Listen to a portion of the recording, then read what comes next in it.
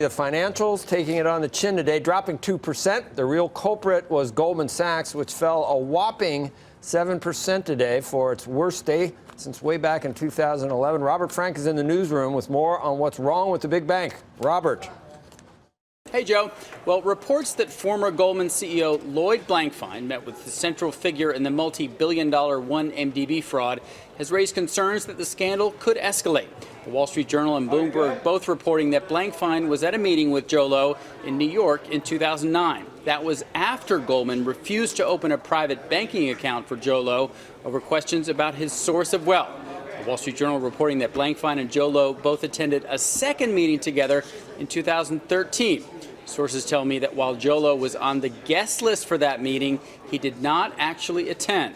Now, the DOJ has been investigating Malaysia's 1MDB scandal and Goldman's possible role, charging 3 former executives in Asia with money laundering, bribery, and other charges. Goldman says it's a victim of rogue employees who kept superiors in the dark about Joe Low and the theft of billions of dollars from the fund. Now, Goldman earned around $600 million in fees from the sale of $6 billion in bonds for 1MDB.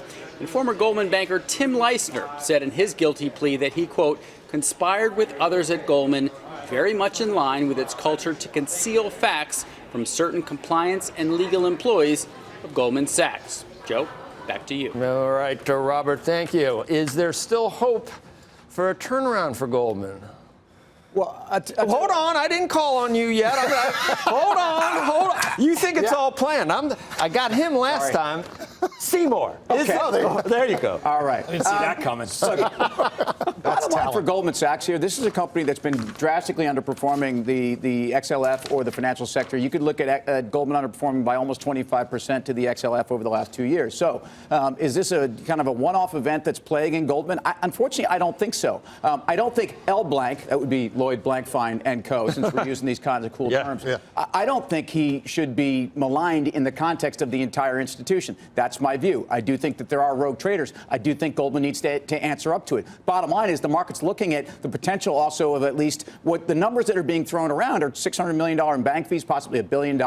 And people are looking at what this means for a company that doesn't seem to grow revenues like they used to. That's the issue. Well, that's the point, right? Their business models changed from in the past, or at least they're trying to change their business model. So typically in a volatile environment like we've had, you might look to Goldman to make some money off of trading revenues and all of that. But we know that they are changing their business model. So that's why this stock gets so hurt in this environment. Not only that, the financials have just not performed at all in an environment that they should have performed quite well. Reminds me of Pete at the top of the show brought up Apple, and he said Apple was the last soldier when you're talking about tech. It's a good bank. JP Morgan is the last soldier when it comes to banking. JP Morgan is the only one of the ones that we really look at on a day-to-day basis that's still positive year to date. It's up 1.8%.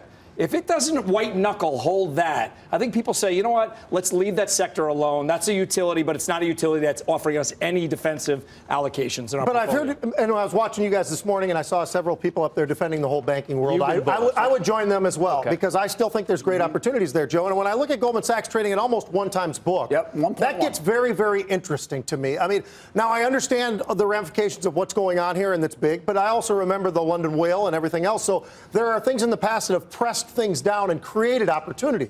Now, is this the bottom? I don't think it's necessarily the bottom for some of these banks. I actually have a very conservative side and then a very aggressive side. On the conservative side, I have a company, U.S. Bank, regional bank, happens to be out of Minnesota, of course. Yeah, but I really think that do you ever read anything negative about them ever? You just never hear anything, and yet they actually sprawl across the country pretty well. And this is a bank that actually does execute and doing things right. They're actually hanging in there fine. They got a great dividend stream, everything else that you're looking for. I think you have on the other side, when you want some beta, then you have to look at like a Goldman Sachs, probably not even JP. JP is actually pretty safe. But that's what concerns me about a Wells Fargo, for instance, is when are they not a headline somewhere in the financial? Just besides the headlines, they can't even perform. That's what I'm saying. That's the problem. Right. I mean, even if everything was great, if they had no risks at all of these headlines, they haven't been able to perform when rates are going up and the economy's been strong. Guess what, guys? The XLF has outperformed the S&P by 3% since October started, when the market's been a mess. So banks haven't been destroyed. In fact, they've been outperforming on a relative basis.